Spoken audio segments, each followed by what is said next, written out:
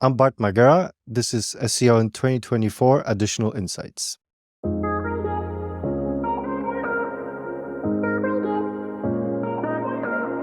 Bart, what's your additional insight for SEO in 2024?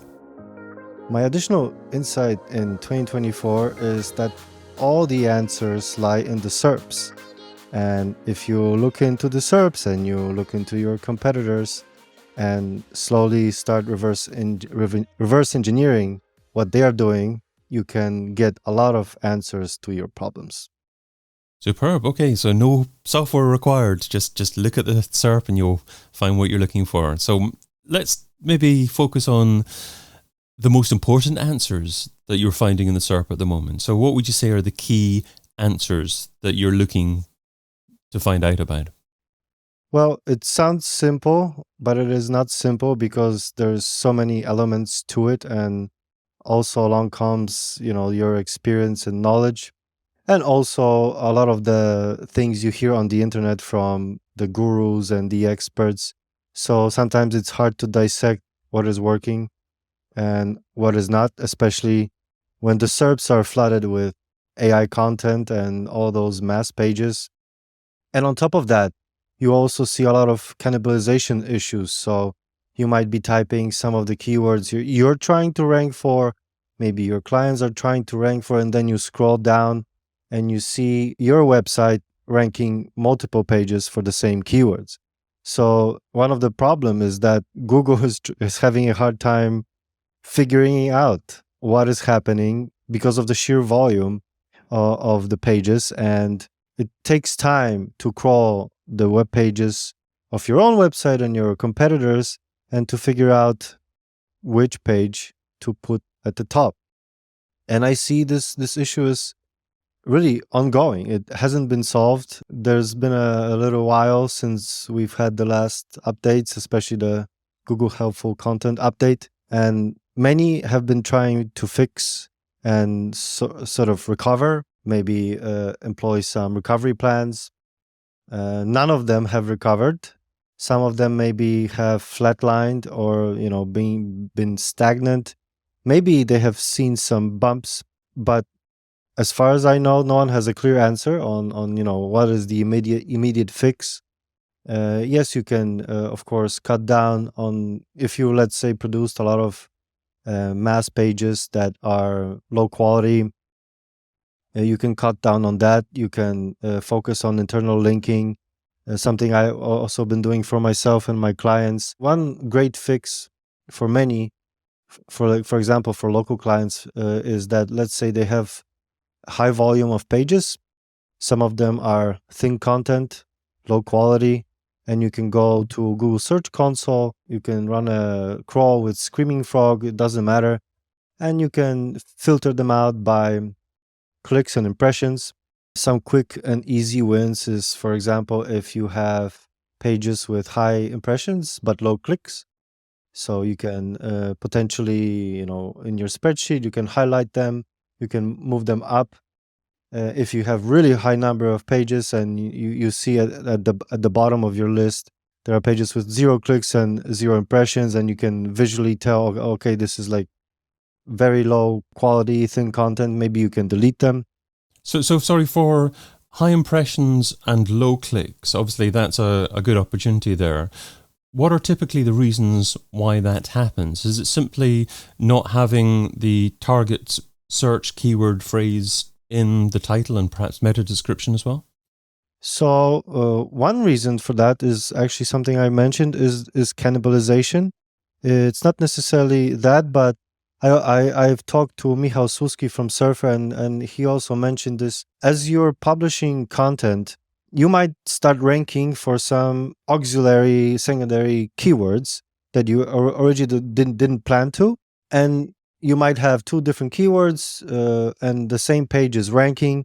So you might actually decide to create a new page for that keyword. Like Surfer started ranking for AI article writer, which had never had a landing page for that, but a blog post was ranking for that. So there's a potential there to create a landing page with an internal link with the target keyword from that blog post to the landing page. Okay, so I was going to ask you if you'd actually 301 the old blog post to a new landing page, but you're actually advocating keeping the blog posts, but incorporating a link as part of that to a new landing page. If it's getting some clicks, I would keep it. I would maybe consider deleting it if it's really getting like almost no clicks but high impressions. Again, this is a difficult decision at times, but initially the best practice would be to internally link it and then see what happens. If that new page starts to rank in a short period of time, yeah, you might redirect it. That's a good approach, yes. Okay, but if it's not ranking, perhaps redirect it as well to see if that actually has the positive impact on ranking that page highly for that target keyword term. Yes, absolutely. Okay. One other thing that I was intrigued by what you were saying earlier on is that you were talking about the mass of AI content that Google has to deal with at the moment and how it's maybe struggling what to incorporate in the SERP and what not to include. So when you're analyzing the SERP, how do you determine what are the pages to benchmark your performance against? What are the key pages? I mean, do you look at, for instance, the longevity of those pages within the SERP, the consistency of those pages at holding certain rankings? Is that what you're looking to measure initially before determining whether or not those are pages to benchmark your performance against? So in order to benchmark a page properly, there is something embedded in the algorithm called the historical ranking data. So there's this question, you might have two pages, one had some historical rankings and one didn't. So the page that had some historical rankings, you have much more data to work with, and that page can actually benefit you in the long run. So that page can be a benchmark in itself. Whereas if you had a page that never ranked for any keywords and has no historical rankings, it's hardly can be used for any kind of benchmark. And how do you go about determining opportunities that you don't rank for at all at the moment? For instance, you're looking at the SERP and you're seeing competitors rank for certain keyword phrases. How do you determine that you have an opportunity to rank higher than those already featuring in the SERP? How do I determine if I can rank higher? Well, one key thing is look at their on page. So if, for example, they're on page, you can do it in Surfer, you can do it manually, you can look at the page, you can look at the titles and the URL structure. Essentially, if they are under optimized, you can beat them with on-page SEO. If that doesn't help, you can obviously build some extra links to it, and that's how you can get ahead. And do you look at existing authority metrics for the competing domain or page?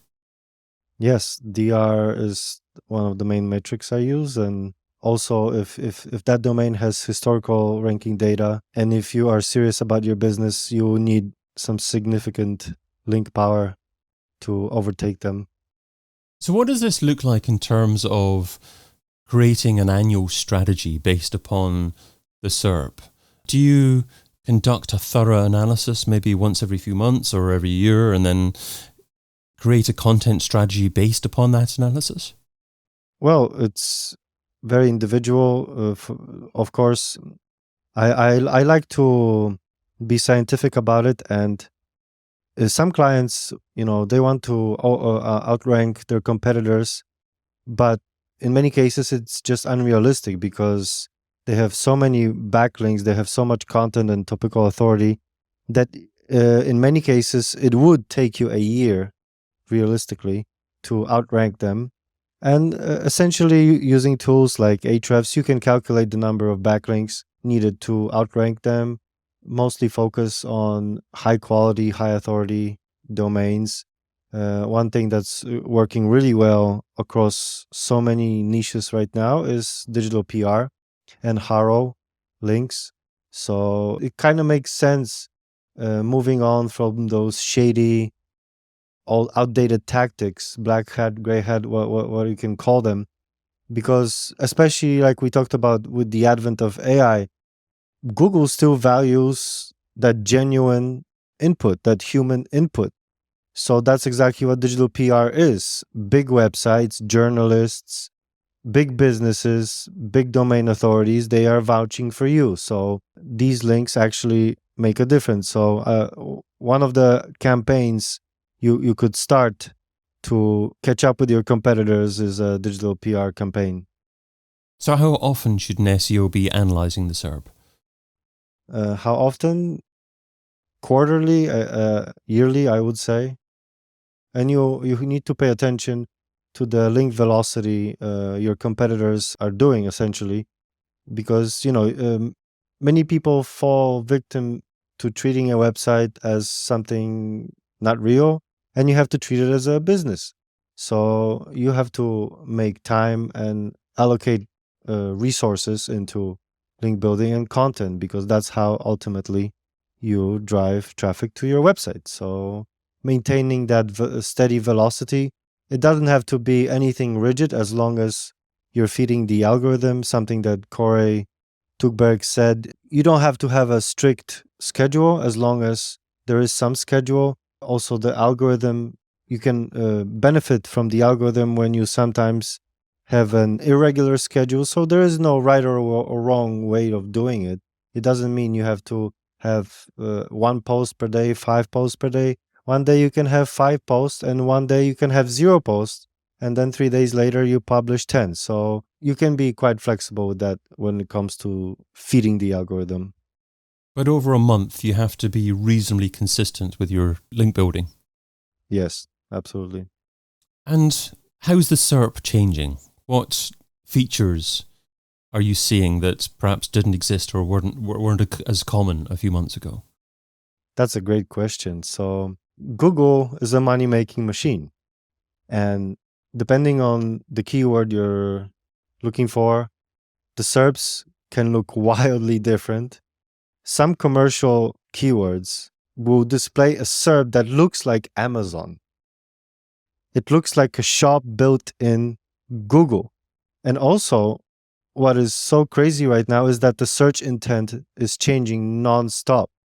As Kyle Roof puts it, there is no search intent, because as we've started this conversation before, the answers lie in the SERPs. So my answer right now might be completely different than it was a month ago, because Google decided to put commercial keywords up front and, display products, some sidebar on the left now, listings. And then even though you might be ranking number 1 for your keyword, you're not getting any clicks, or you're getting 50% less clicks or 80% less clicks. And then you're wondering, why am I not getting leads, or why am I not getting sales? Well, if you offer any kind of products or services, you might actually consider going after different keywords. Sometimes you might actually, originally you might go after commercial keywords, but then you find that those informational keywords became commercial. And your answer might be very different depending on the industry sector or country you're talking about. Yeah, so you really, really have to pay attention to the SERPs.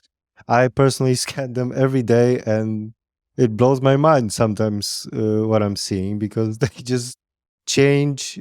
They can change throughout a day. You've shared what SEO should be doing in 2024, so in line, let's talk about what SEO shouldn't be doing. So what's something that's seductive in terms of time, but ultimately counterproductive? What's something that SEO shouldn't be doing in 2024? I would call it the shiny object syndrome, because there is so much information, so much opportunity out there, so many things you want to get, so many things you want to learn, so many things you want to try. And I think a lot of SEOs have this problem when they are doing their work, writing, doing SEO, and then they see their friend or their mentor or their guru talking about this brand new link building tactic. So those things that distract you, I think, are the biggest obstacles, especially for us SEOs working online, because it's very hard to focus with all this influx of information. Bart Magera is an SEO consultant, and you can find him over at bartmagera.com. Bart, thanks so much for adding your additional insight to SEO in 2024. Thank you, David. Cheers. I've been your host, David Bain. You've been listening to an episode of SEO in 2024 Additional Insights, a Majestic series that complements the original SEO in 2024 podcast, video series, and book. Find out more at SEOin2024.com.